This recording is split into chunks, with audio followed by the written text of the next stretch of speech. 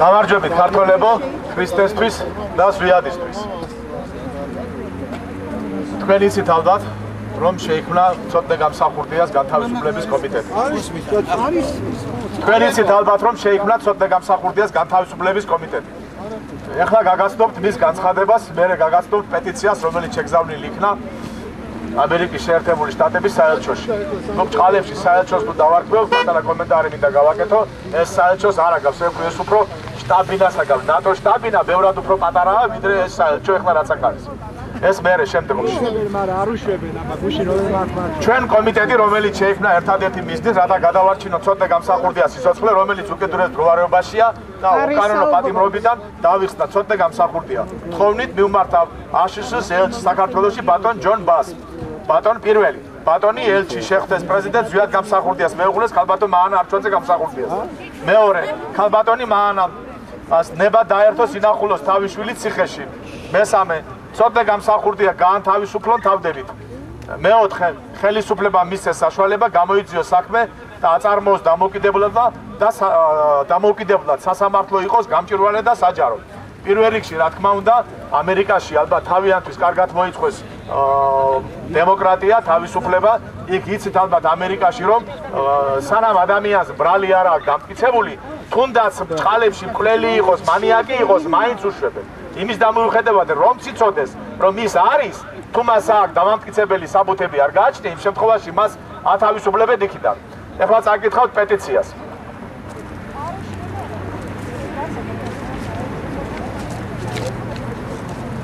რომელიც ასევე მიღებული იქნა ცოტნე გამსახურდიას განთავისუფლების კომიტეტის მიერ და დამტკიცებული იქნა მრგვალი მაგიდისა და სხვა პარტიების მიერ.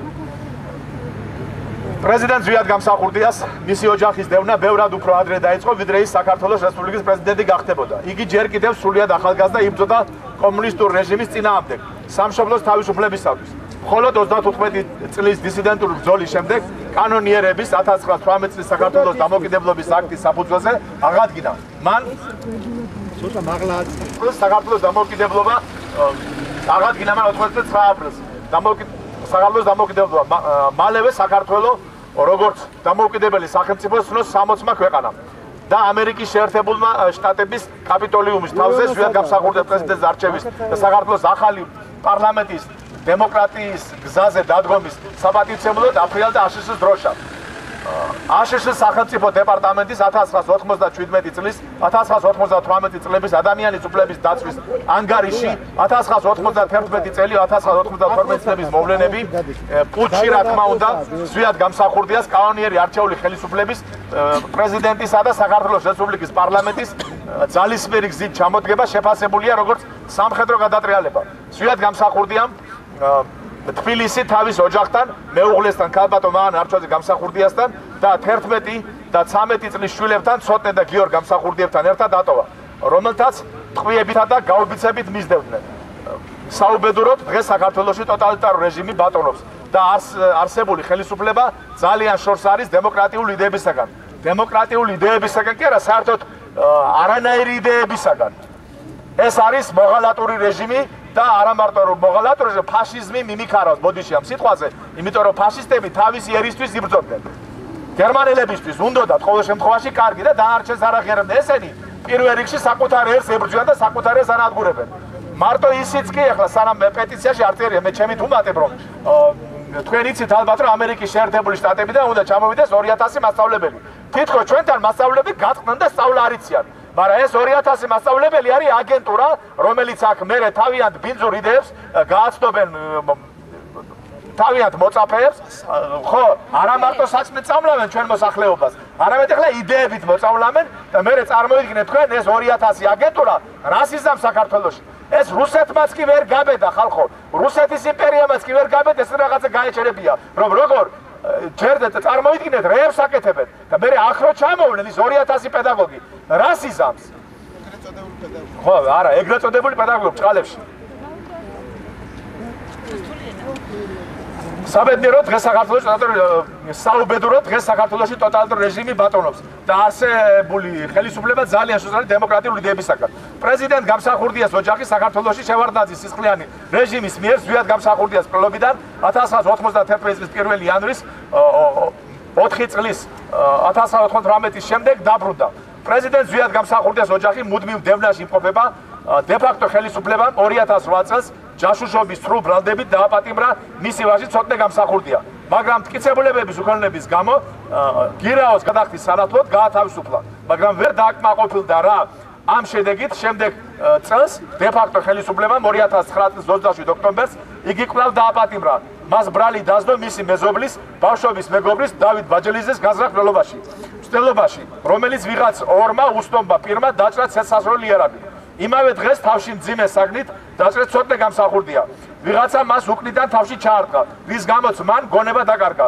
მან მიიღო დაზიანება თავის მარცხენა უკანა ნაწილში და მიიღო ქალის ტვინის ტრამვა. ყველაზე გასაკვირი და საეჭვო ის არის, რომ გამოძიება სრულიად უგულებელყოფს ცოტნე გამსახურდიას დაჭრის ფაქტს.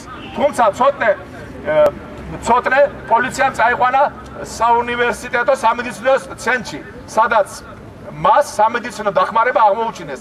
ეს ფაქტი რეგისტრირებულია ამ ცენტრში, ამ უკანონო დაპატიმრების საპროტესტო ცოტნემ დაიწყო შიმშილობა. ის 38 დღის განმავლობაში შიმშილობდა.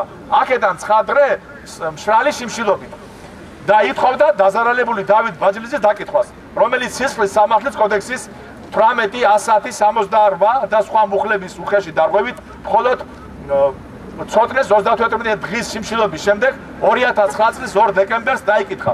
ბაჯელიძემ ნოტარიულად უარყო ცოტნე გამსახურდიას რაიმე კავშირი მის დაჭრასთან. ცოტნე გამსახურდია უდანაშაულოა. გამოძიებამ ვერ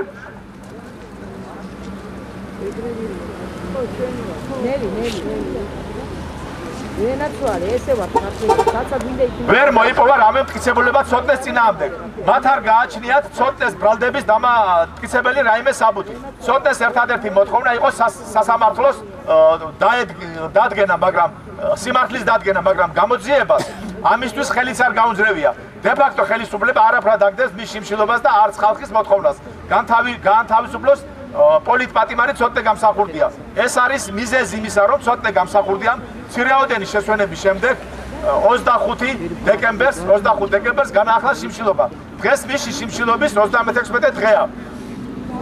მისი ჯანმრთელობა უკიდურესად მძიმეა. საქართველოში ადამიანის უფლებების უხეშად ირღვევა სასამართლოსა და გამოძიება არ არის თავისუფალი, რადგან სააკაშვილის წნეხის ქვეშ იმყოფება ცოტნე გამსახურდია. სააკაშვილის დიქტატურული რეჟიმის მსხვერპლია. ეს არის ჩვეულებრივი საკითხი. ეს არ არის ჩვეულებრივი საკითხი. ეს პოლიტიკური საქმეა, რადგანაც ეხება პრეზიდენტის ოჯახს. ხოლო კონსტიტუციის და საერთაშორისო სამართლის მიხედვით პრეზიდენტის ოჯახი უნდა იყოს დაცული. თქვენ იცით ალბათ არსებობს საერთაშორისო ორგანიზაცია, სადაც პრეზიდენტის ოჯახს იცავს ცალკე ორგანიზაცია, რომ მათი უზრუნველყოფის მიზნით. თქვენ იცით ალბათ მილოშევიჩი, რომელიც იყო სამხედრო დამნაშავე, ის მანამ არ გადაიყვანეს ეგრეთ წოდებული პრეზიდენტის რეზიდენციიდან მათი ოჯახი, სანამ მათ ახალი ისეთი არ აუჩენეს.